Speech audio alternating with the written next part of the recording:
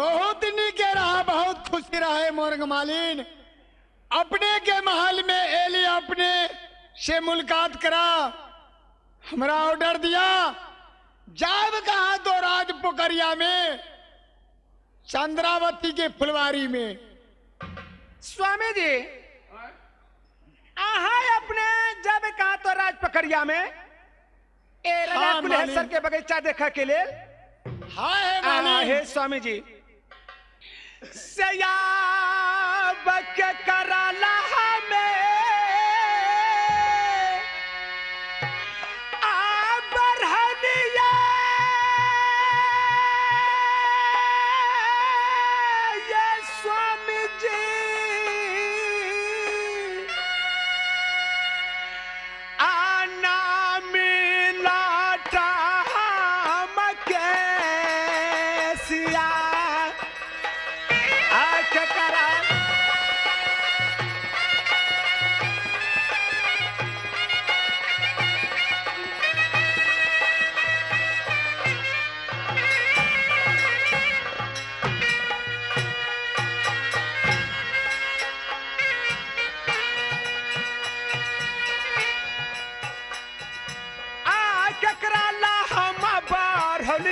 पियाबा नामी हम लौट के सिया केकरा ला हम जोगा कर खाली आया लपा हम बयसा आ पियाबा है पिया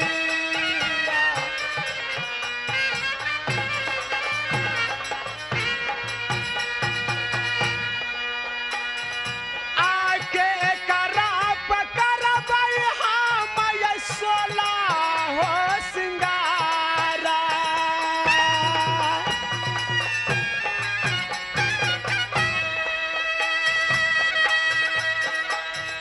आके करप हम रहत जवानी अमरंगाया बना गरम ये पिया बनाया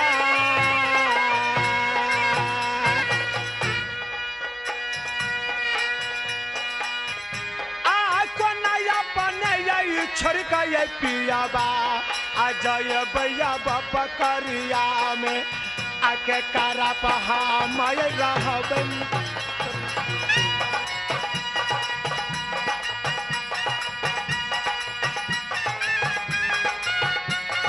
मालिक अपने जेबे करूं जेबे करूं जेबे करूं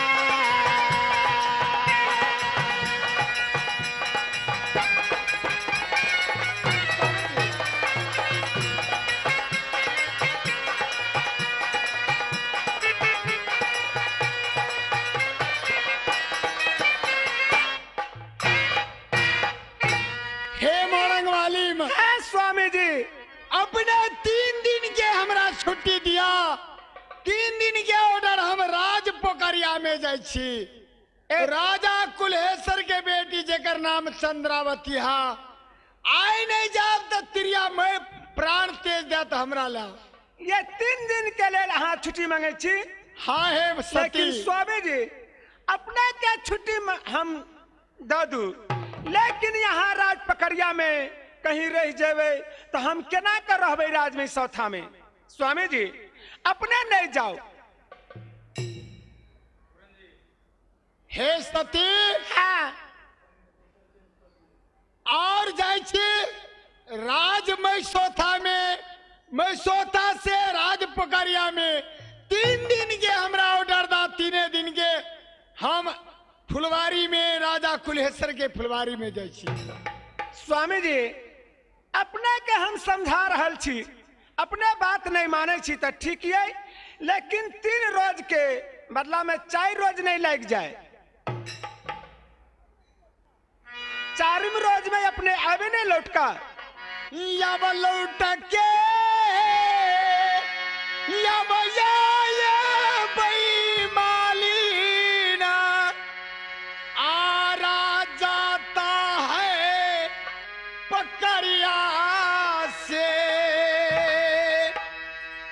आ लौटा के जब ये बेईमालीना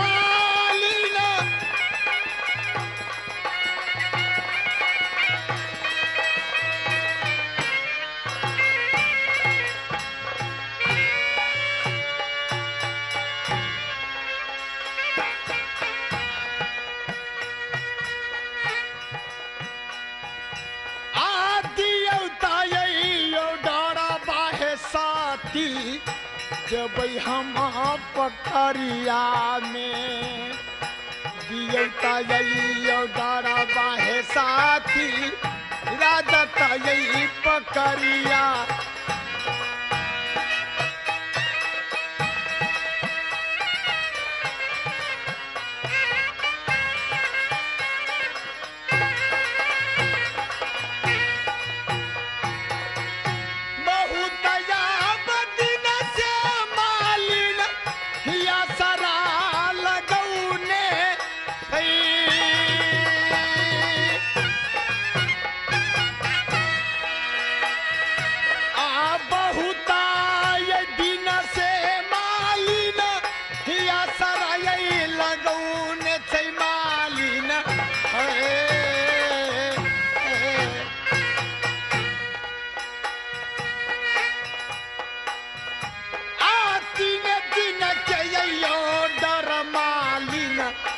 अपन साब मांगी थी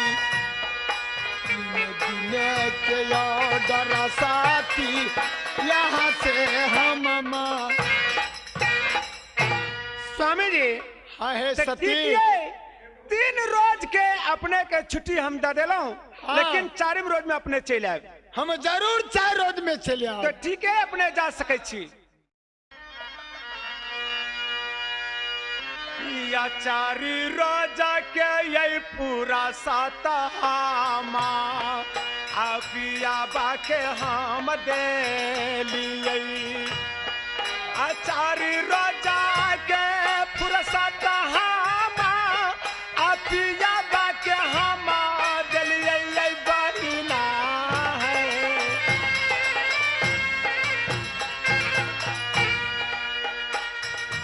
अपिया बाजे हमारा गेलै गे बहिना आ राजा तयब पकड़िया में आसाखी रही है माँ जगदम्बा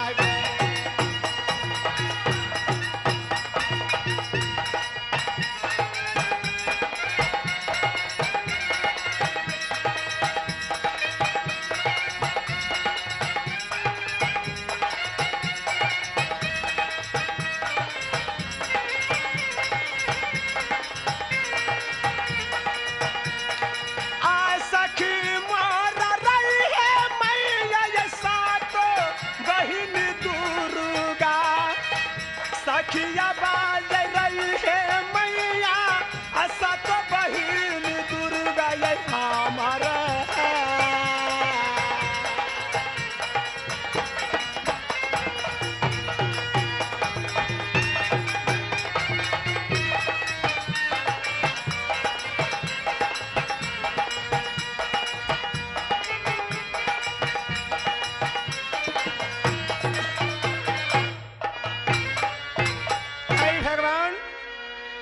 श्री श्री 800 श्री ए घर हमर परैया धनसा जिला गाविसा सुगा मुदकरही नाम रामप्रीत राम ए मालिन के पाठ में ए गंगा कैसट ए भर रहल छी आये तबे यारा जी आये हमरो मिनती आये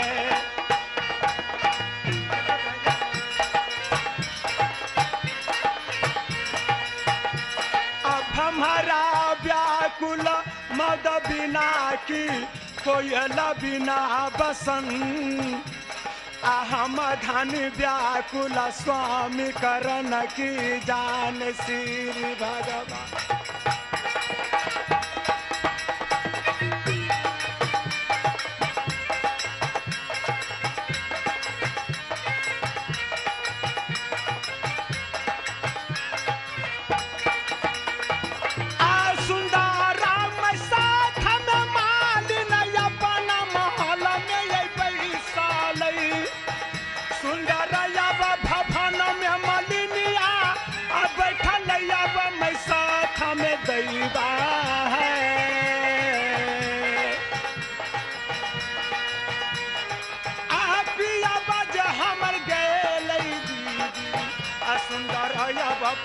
पकड़िया में पिया बज हमर गई मोहिया सुंदरा पर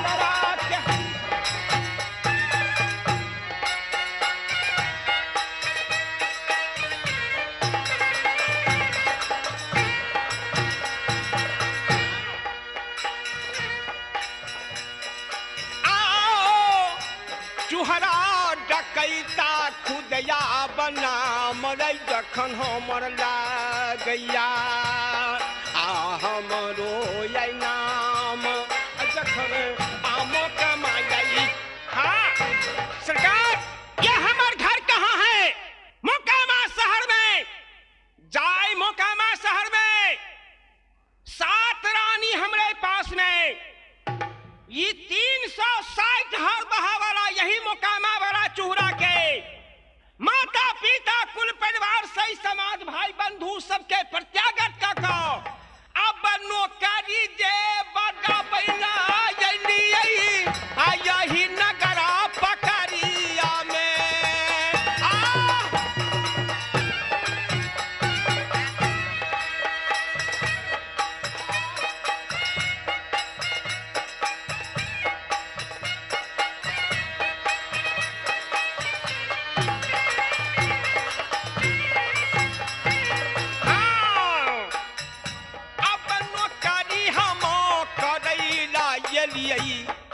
यही नगर पकड़िया में अब ड्यूटी बजाबै छी पकड़िया नगरों में हो।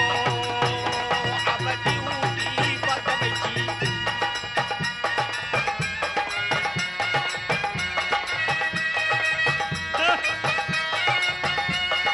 बड़े गए बड़ाई में रोम रोम हंकार सदगुरु से परिचय नहीं तो चारू बरन गवार दोस्त।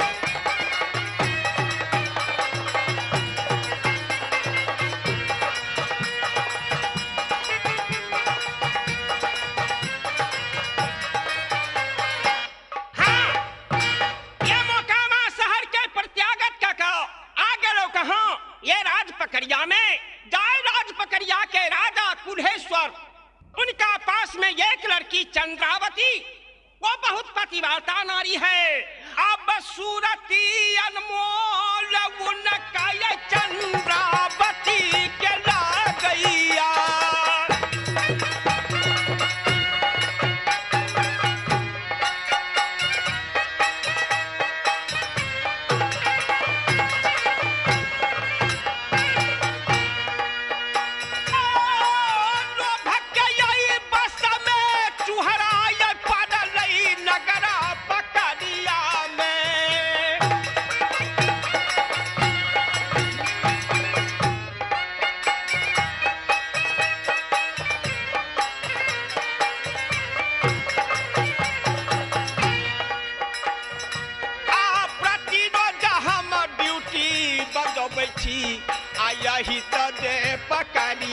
में अब ड्यूटी बजाबै छी पकड़िया नगरों में हो।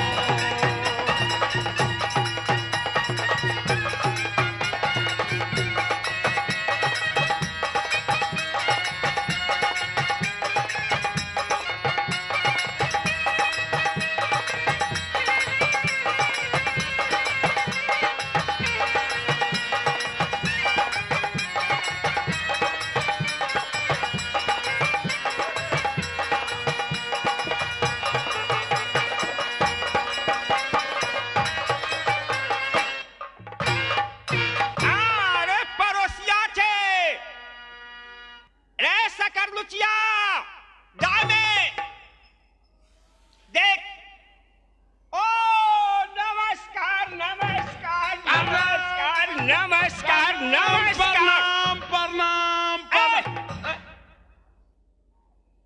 अरे भाई तू भी नौकर है। हाँ यो नौकर और नौकर। हम भी नौकर है। नौकर तो नौकरे होता है। अबे मालिक अब तो हमसे बड़ा नौकर है। ओ हम छोटे नौकर हैं तो हमने से मालिक आप हुए, क्योंकि धोती कहे पैजामे से हम तुम बने एक धागे से। फर्क इसमें इतना है हम खुलते हैं आगे से, तुम खुलते हैं पीछे से, लेकिन नौकर तो नौकर ही होता है। आप हमसे बड़ा है। अरे ये बात कहो 500 का तरफ हो और 5 लाख का तरफ हो, पैसा का कोई मोल नहीं है। नौकर नौकरी होता है। पोस्ट का मालिक है ना। हाँ। तू है द्वारपाल, तू है चंद्रागढ़ के और जाए चंद्रा। आप इस स्त्रीलिंग पर पुलिंग क्यों चढ़ाते हैं? इस लिंग पे पुलिंग नहीं है। हम चंद्रागढ़ की ये सर्वेंट है, आप उसका महामंत्री हैं। ये भाई हाँ मालिक। मालिक है कहाँ? अरे मालिक तो अपना दरवाजे पर है। राजा महाराजा ऊंचे ऊंचे खानदानों के आदमी हम नाच गान देखने के लिए जाते हैं। अब तो ये है उनको एक लड़की है, लड़की के बारे में सोचती रहते हैं शादी कब होगा, कब शादी करेंगे। मेरे पास एक लड़की है। अब तो लड़की जवान हो चुके। अब रहिए आ गया बाइकवाड में आइए। लड़की तो हमारे जवान हो गए, बियाह होगा कहिया कर। देखिए उससे हमको जरूरी नहीं है। हमको तो यह जरूरी है प्रत्येक रोज मुझे ड्यूटी करने पड़ता है। हाँ, हम तो मालिक का ताबेदारी है। मालिक का ड्यूटी बताते हैं। चूहरा का ड्यूटी यह है, खड़े ड्यूटी है चूहरा के। वो तो मालूम है ये चौहड़ा के डर से यह पूरा देश में जितने हैं कुत्ता नहीं कुकुर नहीं भुगता है। या हमारा डरा साजे कुत्ता या बतख नहीं आ भूकई नगराए पकड़िया में। आ हमारा डर से कुत्ता या बतख नहीं आ भूकई नगरा पकड़िया यही गढ़ में हो।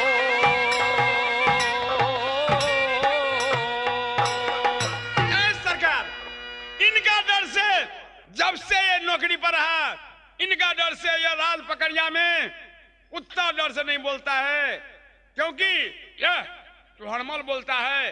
वो बोलेगा तो कुत्ता का 6-6 महीना का गर्भ गिर जाते हैं राज पकड़िया में। हाँ ओ क्या? भाई हाँ ये बोलिए। कुत्ता की गर्भ नहीं गिरती है। या कुत्ता का नहीं बोले है तो और तब का जो स्त्रीलिंग पर पुलिस चढ़ा देता है तू।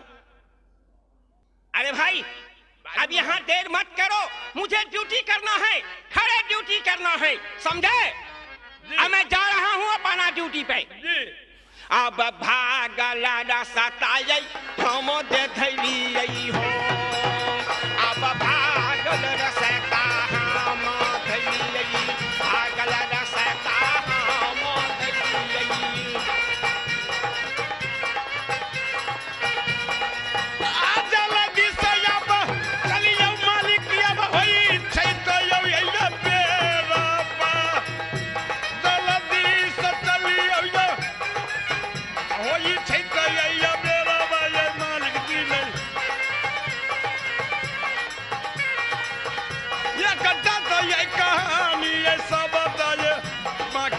अब गेल छै जते यही काला कर सब के तब हम नाम बाकी। नमस्कार। नमस्कार। हम भी जा रहे हैं ड्यूटी में। हम भी चलते हैं ड्यूटी में। तब चलो भाई, अब यहाँ से जाना है। अरे सारा सारा दिन तुम काम करोगे, प्यार कब करोगे, रात में आराम करोगे, प्यार कब करोगे, सारा सारा दिन तुम काम करोगे, प्यार कब करोगे, रात में आराम करोगे, प्यार कब करोगे, प्यार कब करो।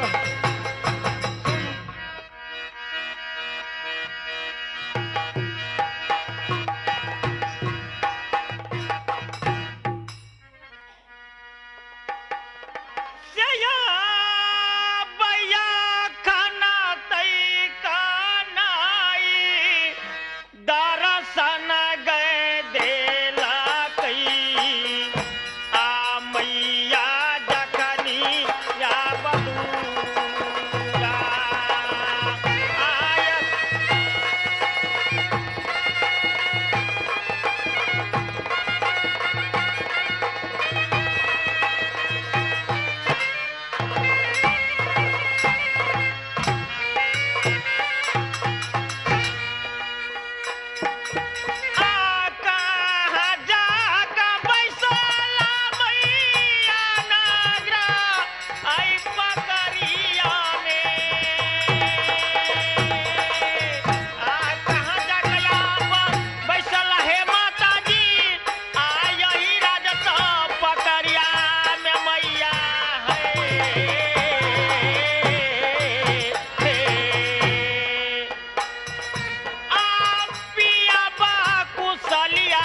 मैया आ हमरा तो गए बता बीते दिल में नहीं लालसा आ हमरा जखनिया बलागल।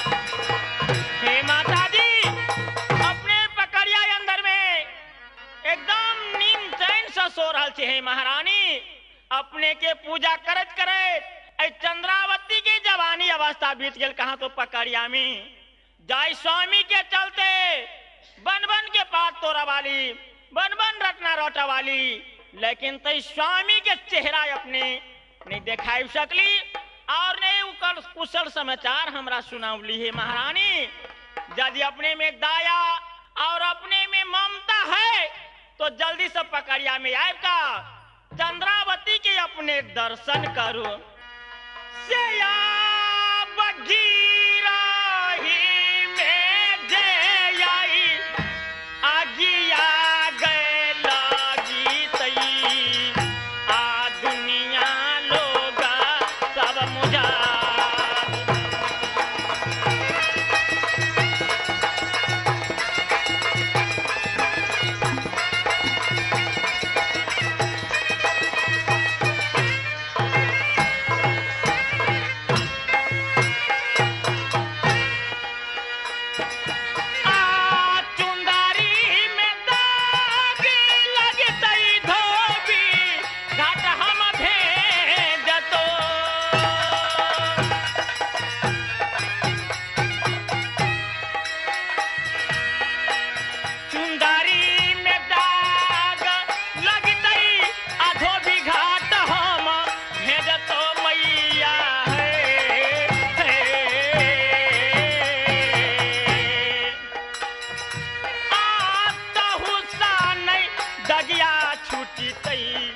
साबुन सा हम छोरा बीतो आतहु साने जय आई दगिया गए छूटी तई आ साबुन सा जे छोरई आ माया है दूर गा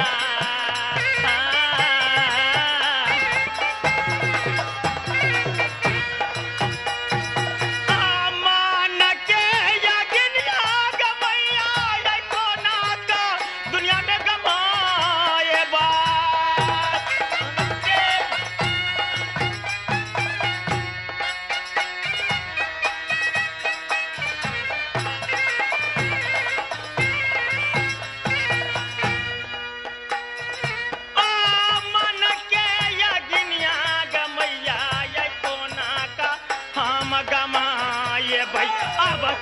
न कर मुआ गो सैया देला की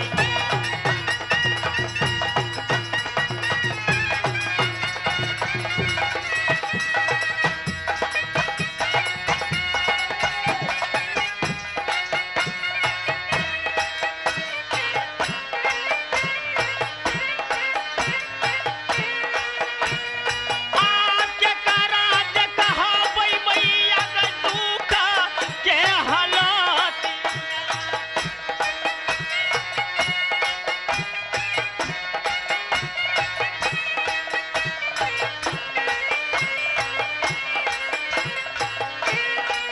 आपको नाका गमै गमैया पकड़िया में हम रहबै केहना बेमाननी मैया हमर बान है भगवान। ऐसे में महारानी दुर्गा के हमरा ऊपर में ममता रहता तो अवश्य अथिन और स्वामी के समाचार हमरा बता देथिन। हम जा रहल छी अपना चंद्रा भवन में कुछ देर के लिए आराम करब। अब किया या हे माइया